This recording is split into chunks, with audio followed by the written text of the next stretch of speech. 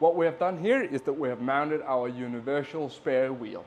What makes this wheel extremely unique is that it's a universal wheel which fits multiple models. There's two variations. There's a 4 and 5 hole, and there's a 5 and a 6 hole version. The 4 and 5 hole version is primarily for the European manufacturers and Japanese, where the 5 and 6 is predominantly used in the United States. This wheel has two functions, right? It both has the function where it can be used as a spare wheel, like you're seeing here. But secondly, it also has the function where if you remove the bolts that surrounds the inner hub itself, it has a spinning function. This spinning function allows the wheel to act independently from the axle of the car itself.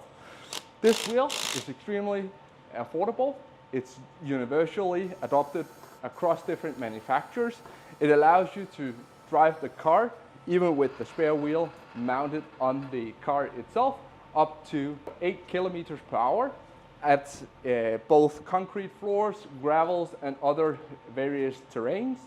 The wheel itself really comes to benefit when we're referring to the wheel repair process, because the most expensive part of the whole process is having the car hanging on a lift where the lift can't be utilized for anything else.